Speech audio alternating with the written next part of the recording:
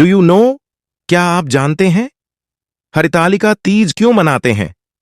दरअसल राजा हिमांचल की बेटी पार्वती, जिनका विवाह राजा हिमांचल ने इंद्रदेव के साथ होना तय किया था, लेकिन ये विवाह का होना पार्वती जी को पसंद नहीं था, क्योंकि वो मन ही मन भगवान शिव को अपना पति मान चुकी थी और वो भगवान शिव को पाने के लिए कुछ भी करने को तैयार थी।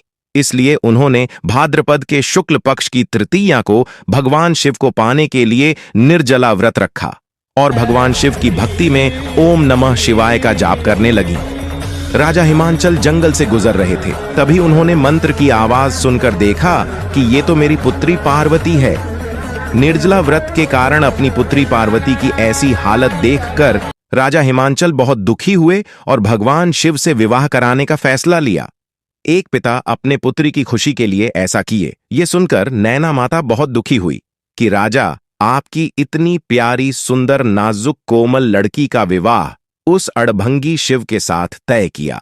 ना उसके पास रहने को घर है, ना ही परिवार, ना माँ का पता है और ना ही बाप का। वो रहता भी घने जंगल में है, गले में हमेशा सांप लपेटे रहता है, हाथ में त्रिशूल रखता, बैठता भी मृगछाल पे है।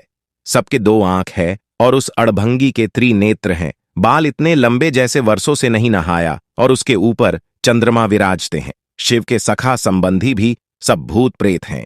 मेरी बेटी कैसे उस शिव के साथ खुश रहेगी?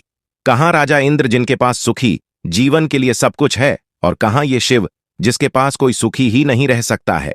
लेकिन फिर राजा हिमांचल ने अपनी धर्मपत्नी को समझाया और विवाह भगवान शिव के साथ संपन्न हुआ। इसलिए भारत की हर लड़की अच्छा और मनोवांछित पति पाने के लिए तीज का व्रत करती है और भारत की हर पत्नी अपने पति की दीर्घायु आय के लिए तीज का व्रत करती है। और ये कथा हमको सिखाती है कि हर माँ बाप को अपने बेटा बेटी के खुशी में खुश रहना चाहिए। जब राजा हिमांचल जैसे व्यक्ति, महान राजा, उन्होंने अपनी बेटी की खुशी के लिए ना भगवान शिव जात देखी, ना पात, ना रंग देखा, ना रूप की सुंदर हैं कि नहीं वो मेरी बेटी को खुश रख पाएंगे या नहीं, उनके पास मेरी बेटी को रखने के लिए घर है या नहीं, उनके माँ बाप हैं या नहीं। बिना सोचे समझे अपनी पुत्री के प्रेम में खुशी को देखकर नतमस्तक हो गए। फिर आजकल के ये जालिम लोग प्रेम विवाह के खिलाफ क्यों होते हैं, मुझे समझ में नहीं आता। क्यों आजकल के माँ बाप अपने मान सम्मान का हवाला देकर अपने बेटी के प्रेम के खुशी का गला घोंट देते हैं, जाति धर्म में बांट देते हैं, रंग रूप में बांट देते हैं। आजकल के कलयुग के हर बाप को यही लगता है कि मैं अपने बेटी की शादी अमीर घर में करूंगा, गोरे लड़के से ही करूंगा, सरकारी नौकरी वाले से ही करूंगा। जब सब अपना ही सुख और स्वार्थ देखेंगे तो बाकी लड़के क्या करेंगे? काले लड़के क्या करेंगे? प्राइवेट नौकरी करने वाले करेंगे। ऐसा नहीं कि हर अमीर व्यक्ति, हर गोरा लड़का, हर सरकारी नौकरी वाले सब अच्छे ही होते हैं और प्राइवेट नौकरी वाले, काले लड़के और कुछ नहीं करने वाले बुरे होते हैं।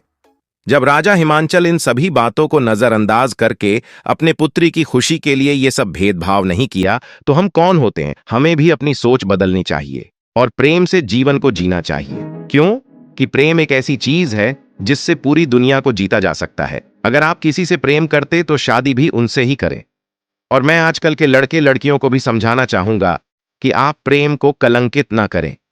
प्रेम बहुत खूबसूरत चीज, ये किसी बेरंग दुनिया को रंगीन कर सकती है तो किसी की रंगीन दुनिया को बेरंग भी कर सकती है।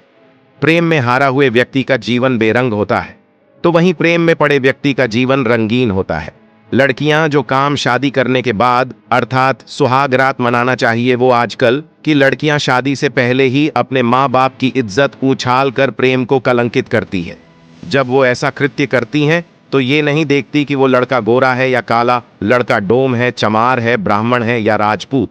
तब तो बहुत मजा आता है, लेकिन जब बात शादी की आती है तो वो लड़की भी पलट जाती है और कहती है कि मेरे घर वाले नहीं मानेंगे। यही काम लड़के भी करते हैं, एक को छोड़कर दूसरे के साथ, तीसरे के साथ हम विस्तर होते हैं और प्रेम को कलंकित करते हैं।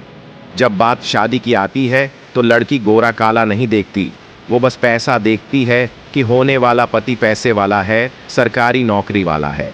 लड़के को भी अगर सुंदर लड़की से शादी हो रही है तो वो भी लड़की को छोड़ एडीएच देता है।